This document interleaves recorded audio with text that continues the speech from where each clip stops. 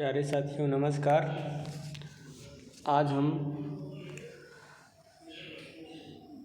12 अक्टूबर 2025 को आयोजित होने जा रही पीसीएस प्रारंभिक परीक्षा के लिए प्रीवियस ईयर क्वेश्चन पेपर को सॉल्व करेंगे, जिसमें हम सन 2022 के पेपर को सॉल्व कर रहे हैं। इसमें हम 3 भाग कवर कर चुके हैं, क्वेश्चन नंबर 75 तक।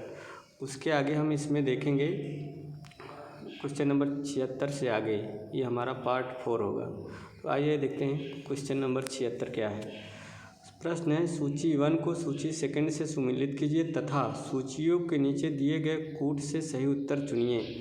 ए ऑप्शन डी के कार्वे कलकत्ता में कन्या विद्यालय की स्थापना, बी ऑप्शन JED बेथुन सचिव विडो री marriage association, C option Ishwar Chandra Vidyasagar बाल विवाह विरुद्ध संघर्ष प्रारंभ करना, और डी ऑप्शन BM मालावारी कलकत्ता में संस्कृत कॉलेज के प्रचार।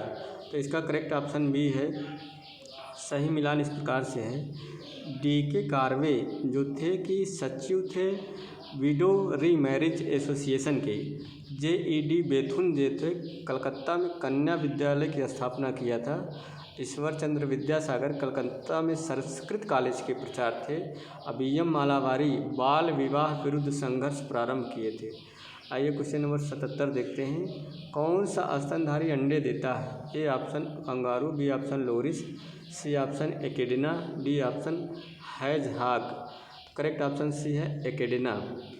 व्याख्या इस प्रकार से है, एकेडिना एक स्तनधारी है जो अंडे देता है। अंडे देने वाले स्तनधारियों में मोनोट्रेम्स कहा जाता है। विश्व में केवल 5 स्तनधारी ऐसे हैं जो अंडे देते हैं, जिनमें 4 एकेडिना की प्रजातियां हैं तथा 1 प्लेटिपस की प्रजाति है। Question number 78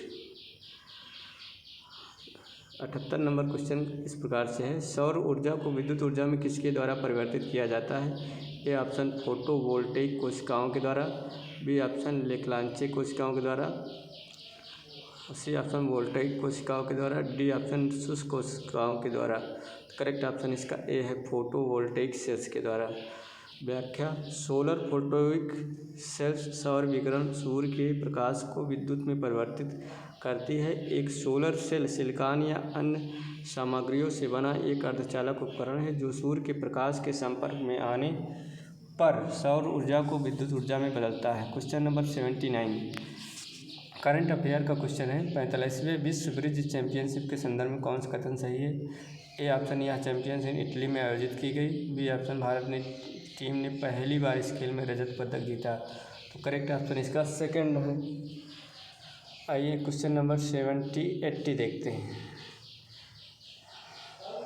the demographic dividend is जनसांख्यिकी लाभांश है। A option working population of 15 to 59 years 15 से 59 वर्ष की कार्यशील जनसंख्या, बी ऑप्शन 14 से 50 वर्ष की कार्यशील जनसंख्या, सी ऑप्शन 0 से 6 वर्ष की जनसंख्या, डी ऑप्शन 60 वर्ष से ऊपर की कार्यशील जनसंख्या। तो इसका ए ऑप्शन व्याख्या इस प्रकार से, ए सही है। जननांकीय सिद्धांत में जनसांख्यिकी लाभांश से तात्पर्य 15 से 59 वर्ष की कार्यशील जनसंख्या से है। इस आयु समूह की कार्यशील जनसंख्या उत्पादन में अधिकतम योगदान देती है, जिससे देश का विकास तीव्र गति से होता है तथा प्रति व्यक्ति आय में वृद्धि होती है। एक जनसांख्यिकी लाभांश प्राप्त करने के लिए एक देश को एक जनसांख्यिकी संकलन के माध्यम से जाना चाहिए। क्वेश्चन नंबर 81 पूछा है प्रश्न को, काराकुम मरुस्थल निम्नलिखित में से किस देश में स्थित है? A option Kazakhstan, B option Tajikistan, C option Kyrgyzstan, D option Turkmenistan. तो आयोग ने इसका उत्तर डी माना है, तुर्कमेनिस्तान। व्याख्या इस प्रकार से, काराकुम मरुस्थल मध्य एशिया के तुर्कमेनिस्तान और कजाकिस्तान में फैला है। इसका 70% विस्तार तुर्कमेनिस्तान में है तथा इसको यहाँ तुर्कमेन काराकुम कहा जाता है। इसका कुछ भाग तजाकिस्तान में भी पड़ता है, जिसे वहाँ अरल काराकुम के नाम से जाना जाता है। क्वेश्चन नंबर 82 प्रथम अंतरिम राष्ट्रीय सरकार की घोषणा की गई थी। ए ऑप्शन 22 अगस्त 1946, बी ऑप्शन 24 अगस्त 1946, सी ऑप्शन 23 अगस्त 1946, डी ऑप्शन 25 अगस्त 1946। करेक्ट ऑप्शन बी 24 अगस्त 1946 को। कैबिनेट मिशन योजना के तहत 24 अगस्त 1946 को प्रथम अंतरिम राष्ट्रीय सरकार की घोषणा की गई। इस घोषणा में यह प्रावधान था कि अंतरिम राष्ट्रीय सरकार 2 सितंबर 1946 को कार्यभार ग्रहण करेगी। क्वेश्चन नंबर 83, निम्नलिखित में से अशोक का कौन सा शिलालेख धार्मिक संश्लेषण समन्वय के बारे में कहता है? ए ऑप्शन द्वितीय शिलालेख, बी ऑप्शन 12वां शिलालेख, सी ऑप्शन 13वां शिलालेख, डी ऑप्शन 11वां। तो करेक्ट ऑप्शन बी 12वां शिलालेख। अशोक का 12वां शिलालेख धार्मिक संश्लेषण समन्वय के बारे में स्पष्ट प्रमाण उपलब्ध कराता है। 12वां शिलालेख में अशोक कहते हैं कि सभी संप्रदायों के सार तत्व में वृद्धि हो, क्योंकि सबका मूल संयम ही है। अशोक के द्वितीय बृहद शिलालेख में चोल, पांड्य, सत्यपुत्र एवं केरल की चर्चा के साथ मनुष्यों एवं पशुओं की चिकित्सा का व्यवस्था का उल्लेख किया गया है। क्वेश्चन नंबर 84, किस उत्पाद को इको मार्कर दिया जाता है? ए ऑप्शन जिसमें कार्बोहाइड्रेट प्रचुर मात्रा में हो, बी ऑप्शन जो आर्थिक रूप से सक्षम हो, सी ऑप्शन जो पर्यावरण से मित्रवत हो, डी जो मिलावट विहीन हो। करेक्ट ऑप्शन सी जो पर्यावरण से मित्रवत हो। इको मार्क प्रमाणन भारतीय मानक ब्यूरो द्वारा ऐसे उत्पादों को प्रदान किया जाता है जो BIS द्वारा निर्धारित मानकों के अनुरूप पारिस्थितिक रूप से सुरक्षित हैं। यह प्रकृति में स्वैच्छिक है तथा बाजार में पर्यावरण के अनुकूल उत्पादों की पहचान करने में मदद करता है। इको मार्क प्रमाणन की शुरुआत वर्ष 1991 में की गई थी। क्वेश्चन नंबर 85 देखते हैं। 85 नंबर क्वेश्चन है, सूचियों को सूची 2 से सम्मिलित कीजिए तथा सूचियों के नीचे दिए गए सही विकल्प को मिलाइए। केंद्र उद्योग ओसाका सिगार, डेट्रॉयट पोत निर्माण, क्यूबा सूती वस्त्र, सेंट पीटर्सबर्ग मोटर वाहन। करेक्ट ऑप्शन ए है। इसका मिलान इस प्रकार से ओसाका सूती वस्त्र के लिए प्रसिद्ध है, डेट्रॉयट मोटर वाहन के लिए प्रसिद्ध है, क्यूबा सिगार के लिए, सेंट पीटर्सबर्ग पोत निर्माण के लिए प्रसिद्ध है। तो ओसाका सूती वस्त्र, डेट्रॉयट मोटर वाहन, क्यूबा सिगार, सेंट पीटर्सबर्ग पोत निर्माण। क्वेश्चन नंबर 86, अंतर्राष्ट्रीय अंतरिक्ष स्टेशन पर किसी नासा के अंतरिक्ष यात्री द्वारा सर्वाधिक लंबी अंतरिक्ष यात्रा का रिकॉर्ड रहा है? मार्क वेंडहे, याटर, पाटर, डुब्रो, सी ऑप्शन एंटन सेपलेरो, डी ऑप्शन उपरोक्त में से कोई नहीं। तो करेक्ट ऑप्शन ए। नासा के अंतरिक्ष यात्री मार्क वेंडहे ने अंतर्राष्ट्रीय अंतरिक्ष स्टेशन पर 355 दिवसीय एकल उड़ान मिशन पूरी की। यह किसी अमेरिकी अंतरिक्ष यात्री द्वारा सबसे लंबी एकल अंतरिक्ष उड़ान का विश्व रिकॉर्ड है। क्वेश्चन नंबर 87, निम्नलिखित में से कौन सा सतत विकास लक्ष्य SDG हेतु 2030 तक शून्य प्राप्त करने का लक्ष्य नहीं है? ए ऑप्शन शून्य भूख, zero hunger, B option quality education गुणवत्ता परक शिक्षण, सी ऑप्शन जेंडर इक्वलिटी लैंगिक समानता, डी ऑप्शन स्पेस रिसर्च अंतरिक्ष अनुसंधान। करेक्ट ऑप्शन डी इसका सही है। व्याख्या इस प्रकार से है, धारणीय सतत विकास लक्ष्य सर्वप्रथम वर्ष 2012 में रियो +20 सम्मेलन में प्रस्तावित किए गए थे। संयुक्त राष्ट्र महासभा ने इस नई रूपरेखा अपनी दुनिया में बदलाव टिकाऊ विकास के लिए 2030 का एजेंडा को अंगीकार किया। इसमें अगले 15 साल 2015 से 30 के लिए 17 लक्ष्य और 169 परियोजना तय किए। इस विकास लक्ष्यों को वर्ष 2030 तक प्राप्त करने का लक्ष्य रखा गया। इन 17 लक्ष्यों में से अंतरिक्ष अनुसंधान शामिल नहीं है। क्वेश्चन नंबर 88, सूची 1 को सूची 2 से सम्मिलित कीजिए। सूची 1 में जगह आरक्षित है। दूसरा राज्य मानस Madhya Pradesh, B option Sundarban Uttar Pradesh, C option Nanda Devi Assam, D option Pachmarhi पश्चिम बंगाल। इसका करेक्ट ऑप्शन इस प्रकार से मानस असम, सुंदरबन पश्चिम बंगाल, नंदा देवी उत्तराखंड, पंचमढ़ी मध्य प्रदेश। चूँकि वर्ष 2000 तक उत्तराखंड उत्तर प्रदेश राज्य का हिस्सा था, इसलिए नंदा देवी उत्तर प्रदेश का विकल्प सही नहीं माना जा सकता है। आयोग ने इस प्रश्न का उत्तर ए माना। क्वेश्चन नंबर 89, शेरशाह ने अपनी वीरता से प्रभावित वाले जैता और कुंपा किस स्थान से संबंधित थे? A option Mewar, B option Malwa, C option Marwar, D option Bundelkhand. Marwar. Jaita और कुंपा का संबंध मारवाड़ से था। वर्ष 1544 में गिरी सुमेल के युद्ध में शेरशाह सूरी ने जैता और कुंपा की वीरता की सराहना की थी। तत्कालीन समय में मारवाड़ का राजा मालदेव था, जिसके सेनानायक जैता और कुंपा थे। शेरशाह ने मारवाड़ के युद्ध में राजपूतों के शौर्य पराक्रम से प्रभावित होकर कहा था कि मात्र एक मुट्ठी भर बाजरे के चक्कर में मैंने अपना साम्राज्य खो दिया। क्वेश्चन नंबर 90, 90 नंबर क्वेश्चन इस प्रकार से, उत्तर प्रदेश में एक जनपद एक उत्पाद योजना के आधार पर निम्नलिखित युगों से कौन सा एक सही सुमेलित नहीं है? ए ऑप्शन बागपत लकड़ी के खिलौने, बी ऑप्शन अमेठी मूछ के उत्पाद, सी ऑप्शन आगरा चर्म उत्पाद, डी ऑप्शन गौतम बुद्ध नगर रेडीमेड। करेक्ट ऑप्शन इसका ए बागपत होम फर्निशिंग गुड्स के लिए प्रसिद्ध है, अमेठी मूछ के उत्पाद के लिए, आगरा चर्म उत्पाद, गौतम बुद्ध नगर रेडीमेड कपड़े के लिए। नोट, लकड़ी का खिलौना मुख्यतः चित्रकूट का क्षेत्र है। Question number 91, India state of forest report 2021 के अनुसार निम्नलिखित में से किस राज्य ने पिछले 2 वर्षों में वन क्षेत्र में अधिकतम वृद्धि दर्ज की है? A option Andhra Pradesh, B option Assam, C option Arunachal Pradesh, D option Kerala. Correct option है आंध्र प्रदेश। भारत वन स्थिति रिपोर्ट 2021 के अनुसार वर्ष 2019 की तुलना में वर्ष 2021 में वनावरण में वृद्धि की दृष्टि से शीर्ष 3 राज्य क्रमशः आंध्र प्रदेश 647 वर्ग किलोमीटर, तेलंगाना 632 वर्ग किलोमीटर और उड़ीसा 537 वर्ग किलोमीटर है। क्वेश्चन नंबर 92, निम्नलिखित राजनीतिक दलों पर विचार कीजिए और उन्हें उनकी स्थापना के अनुसार पर क्रम में व्यवस्थित कीजिए।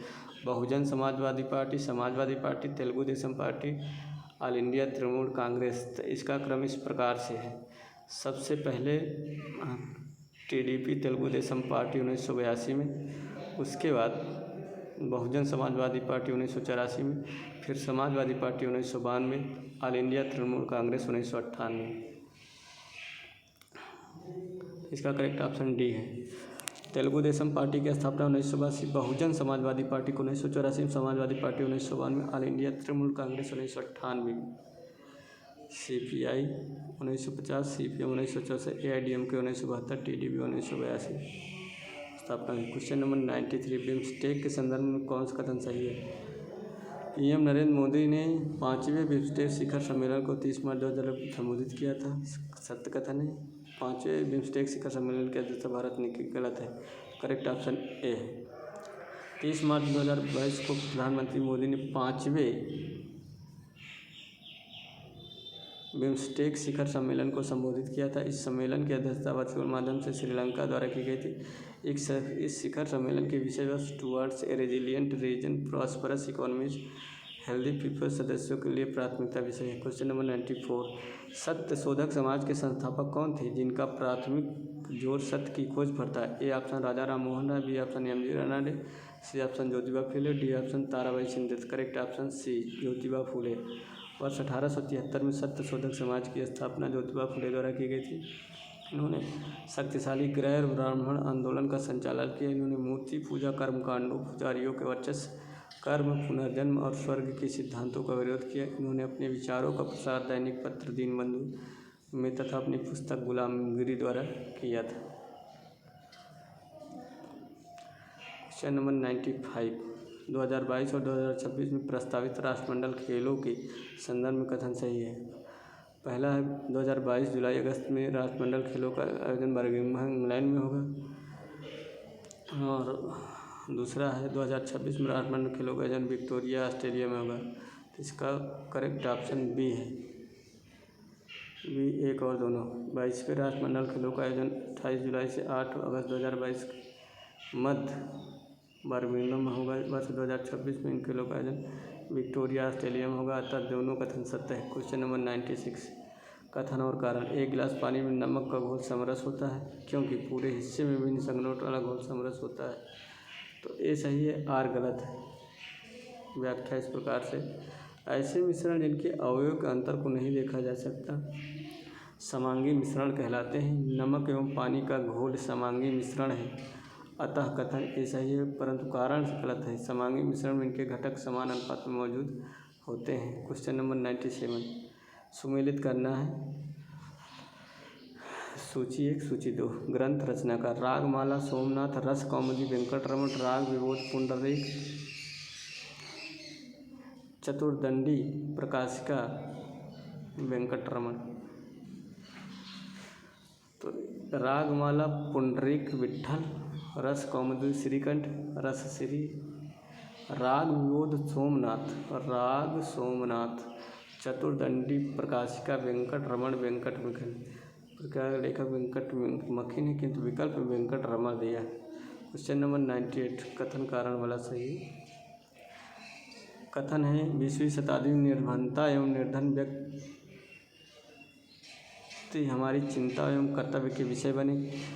कारण है राजनीतिक रूप से यहाँ लक्ष्य भेदन क्रियाओं के अभाव थे, जिसके स्वरूप इस मुद्दे को गति मिली। तो इसका कारण भी सही है, व्याख्या भी सही है। कैसे? व्याख्या इस प्रकार से 20वीं शताब्दी में निर्धनता एवं निर्धन व्यक्ति हमारी चिंता एवं कर्तव्य के विषय में नहीं, क्योंकि 20वीं शताब्दी में 2 विश्व युद्धों और वैश्विक स्तर पर हुए विविध परिवर्तनों के कारण इस मुद्दे पर ध्यान नहीं दिया जा सका। रणनीतिक रूप से यहाँ लक्ष्य भेदन क्रियाओं का अभाव था, जिसके फलस्वरूप इस मुद्दे को गति मिली। यह कारण सत्य है। Question number 99। सूची 1 को सूची 2 से मिलान करना। 18 अप्रैल अंतर्राष्ट्रीय बाघ दिवस, 22 मई विश्व विरासत दिवस, 29 जुलाई विश्व मिट्टी दिवस, 5 दिसंबर अंतर्राष्ट्रीय जैव विविधता। करेक्ट ऑप्शन इसका सी है। 18 अप्रैल विश्व विरासत दिवस, 22 मई अंतर्राष्ट्रीय जैव विविधता दिवस, 29 जुलाई अंतर्राष्ट्रीय बाघ दिवस, 5 दिसंबर विश्व मिट्टी दिवस। Question number 100। म्यांमार का पेंगुयामा क्षेत्र किस खनिज के लिए प्रसिद्ध है? ए ऑप्शन चांदी, B option tin, C option तांबा, डी ऑप्शन खनिज तेल। तो इसका करेक्ट ऑप्शन खनिज तेल है। Question number 100। आइए देखते हैं क्वेश्चन नंबर 101। निम्नलिखित में कौन सा वृक्ष पर्यावरण के लिए खतरा है? ए ऑप्शन केला, B option eucalyptus, C option बबूल, डी ऑप्शन नीम। Correct option B eucalyptus. भूमजल के अत्यधिक दोहन के कारण यूकेलिप्टस को पर्यावरण के लिए खतरा माना जाता है। इसे पारिस्थितिकी आतंकवादी की संज्ञा से अभिभूत किया जाता है। यह वृक्ष जहाँ पर भी उगता है वहाँ भूमि से बहुत अधिक मात्रा में पानी खींचता है, जिससे उस क्षेत्र में जल असंतुलन की स्थिति उत्पन्न हो जाती है। Question number 102। किस संशोधन द्वारा दिल्ली को राष्ट्रीय राजधानी क्षेत्र बना? 69वां। ए ऑप्शन 69वां, बी ऑप्शन 73वां, सी ऑप्शन 17वां, डी ऑप्शन 75वां। Correct option 69वां।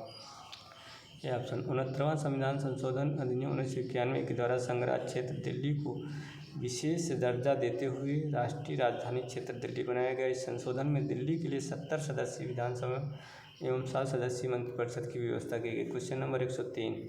जलियांवाला बाग हत्याकांड के विरोध में किसने ब्रिटिश सरकार की नाइटहुड की उपाधि को लौटा दिया था? A option Shankar Nair, B option Rabindranath Tagore, C option Rameshwar Singh, D option Mohammad Ali Jinnah. Correct option इसका बी होगा, रविन्द्रनाथ टैगोर।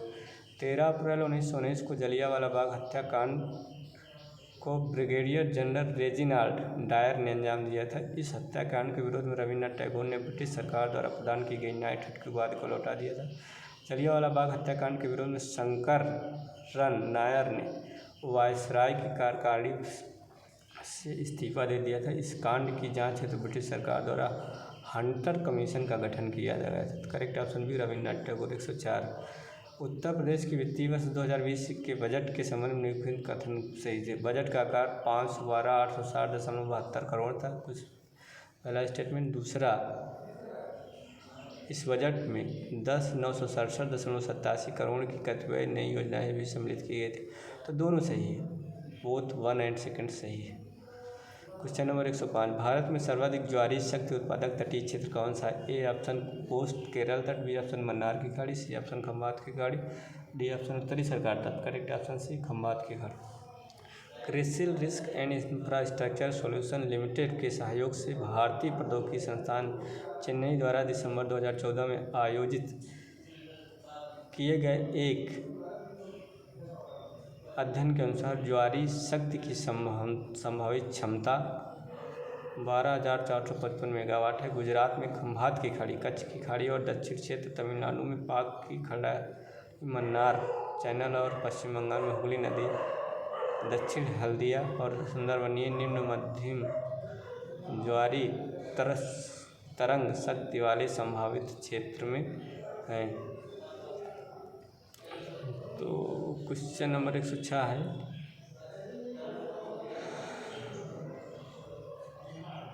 सिंधु घाटी की सभ्यता के लिए किस पुरास्थल से नाव के चित्र या मॉडल प्राप्त हुए? ए ऑप्शन कालीबंगा और रोपड़, बी ऑप्शन हड़प्पा एवं कोटदीची, सी ऑप्शन मोहनजोदड़ो एवं लोथल, डी ऑप्शन धौलावीरा एवं भगनौत। करेक्ट ऑप्शन सी मोहनजोदड़ो एवं लोथल। मोहनजोदड़ो से नाव की आकृति वाली मोहर प्राप्त हुई है।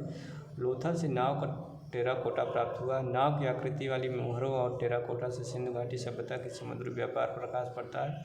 लोथल से गोदीवाड़ा के साक्ष्य भी प्राप्त हुए हैं। तो प्यारे साथियों,